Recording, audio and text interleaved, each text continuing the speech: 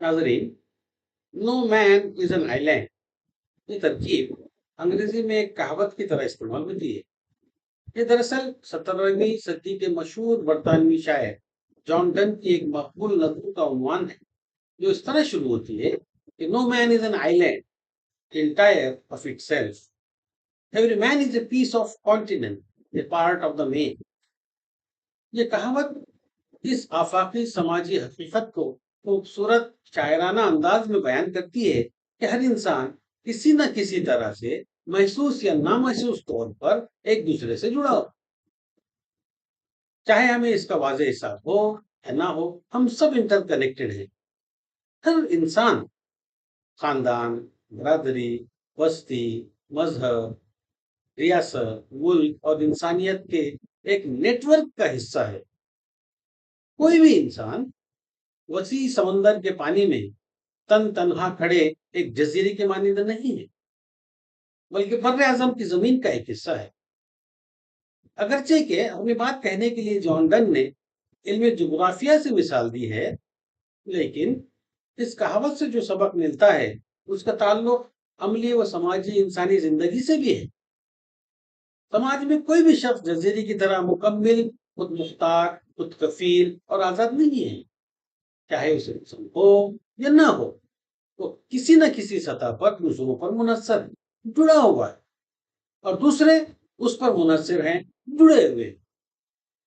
जो कुछ भी करते हैं, अच्छा या बुरा, उसका असर दीगर लोगों पर जरूर पड़ता है। आप हैं, आप मौजूद हैं, तो इसका रास्त मतलब है कि आप किसी स्कूल, कॉलेज, इदारे, कंपनी, खानदान, मजहब, मुल्क और इंसानियत के कई दायरों का बाय डिफॉल्ट लाजमी हिस्सा है। आप कोई बड़ी कामयाबी हासिल करते हैं तो आपकी फैमिली के अलावा दीगर लोग क्यों खुश होते हैं? आपकी बिरादरी, आपके मजहब, मुल्क के लोग क्यों खुश होते हैं, क्यों खुशियां मनाते हैं? क्योंकि वो सब खुद को आपसे आइडेंटिफाई करते हैं। नील आर्मस्ट्रॉन्ग से सारी दुनिया के लोग क्यों अकीदत रखते हैं, जबकि वो ना तो उनके मुल्क के थे, मजहब के, न रंग के, न नस्ल के। ऐसा इसलिए है कि आर्मस्ट्रॉन्ग एक फर्द वाहिद नहीं थे, एक जजीरा नहीं थे, बल्कि सारी नस्ल इंसानी से जुड़े इंसानियत के एक नुमाइंदा थे। आर्मस्ट्रॉन्ग ने चांद पर कदम रखा तो कहा गया कि आज इंसान ने चांद पर कदम रखा। इसी तरह अगर हम कोई गलत काम करते तो भी हमसे मुताल्लिक तमाम लोग, इदारे, बिरादरी, मजहब, मुल्क और इंसानियत शर्मसार होती है। लिहाजा अगर कोई शख्स खराब काम करे और कहे कि ये मेरी मर्जी है, मेरा मैं देख लूंगा, दूसरों को इससे क्या लेना देना है, दूसरों को इसमें दखल नहीं देना चाहिए, तो ऐसे शख्स से कहा जा सकता है कि no man is an island. Company या कॉलेज में तलबा या मुलाजिमीन को टीम वर्क की अहमियत बताने और इस तरफ रागिब करने के लिए भी ये कहा जा सकता है कि no man is an island. किसी तन्हाई पसंद शख्स को समाजी काम पर रागिब करने के लिए ये कहा जा सकता है कि तुम्हारा तर्ज जिंदगी मुनासिब नहीं है, क्योंकि no man is an island. हम जो ये ग्लोबल विलेज की बात कर रहे हैं आजकल, तो इसका मतलब ही ये है कि आज हर मुल्क एक दूसरे पर मुनहसर है। एक मुल्क में कुछ होता है तो इसका असर दीगर तमाम ममालिक पर पड़ता है।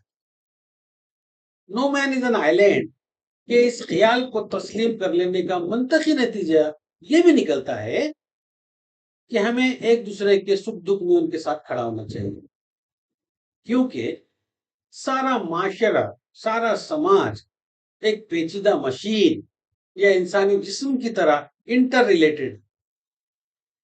जिस्म के तमाम आज़ा, बल्कि तमाम सेल एक दूसरे से जुड़े हैं और एक दूसरे की कारकर्दगी से मुतासर होते हैं।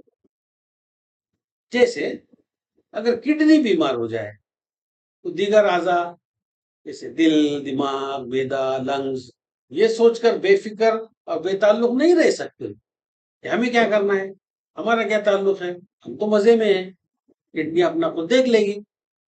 ऐसी सोच अपने आप को एक जजीरा समझने की सोच, और इसका नतीजा ये होगा कि चंद दिनों में दीगर अज़ा भी खराब होने लगेंगे। इसी तरह किसी इदारे में किसी फर्द के साथ या किसी समाज में किसी कम्युनिटी के साथ नाइंसाफी हो रही है, तो बाकी सब लोगों को भी खुद को महफूज जजीरा समझते हुए उससे बेताल्लुक लाताल्लुक नहीं रहना चाहिए, क्योंकि no man is an island. आप उसके साथ जुड़े, सब उसके साथ जुड़े, उसके साथ जो हो रहा है उसका असर आप पर जल्द या बदेर जरूर पड़ेगा। जैसे नाइंसाफी करने वाला कल आपके साथ भी बेफिक्र होकर नाइंसाफी करने लगेगा, क्योंकि उसे मालूम होगा कि यहाँ कोई किसी का साथ नहीं देता, हर कोई जजीरे की तरह रहता है, और हर कोई जानता है कि जजीरों को डुबाया जा सकता है, बर्रे आजमों को नहीं। इसी तरह किसी को सोशल वर्क पर आमादा करने के लिए भी कहा जा सकता है कि no man is an island. हमें उम्मीद है कि आप इस कहावत की अहमियत को समझेंगे। खुदा हाफिज।